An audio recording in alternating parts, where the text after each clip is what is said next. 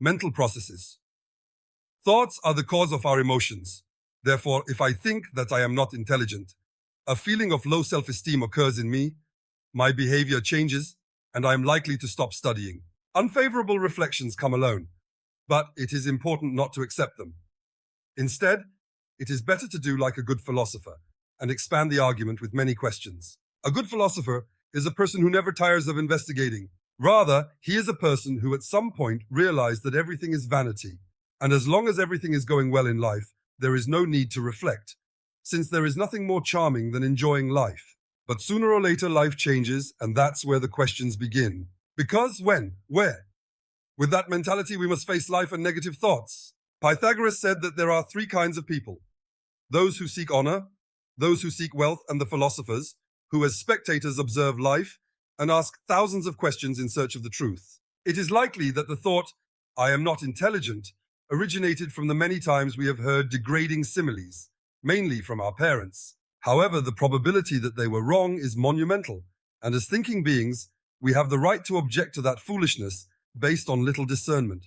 As a good philosopher, it is important not to accept our negative thoughts as an absolute truth, but never stop examining our beliefs and see if they are actually rational. Harmful inclinations produce afflictions, and as a consequence, they lead to self-destructive behavior. Cognitive therapy inspires the affected person to examine their tendencies and limit those incongruent interpretations that cause psychological depression. As is obvious, many emotional anguish is due to an inharmonious perception of life, the world, and other people. These cognitions distort reality, since we interact through our mental images that are represented by an inadequate way of discerning without sufficient evidence. The therapist helps the patient explore his speculative frustrations through a process of evaluation, learning to differentiate between his unfounded theories and reality. In other words, the therapist does not give him a fish to satisfy his hunger, but teaches him how to fish, and therefore to survive without eternal external help.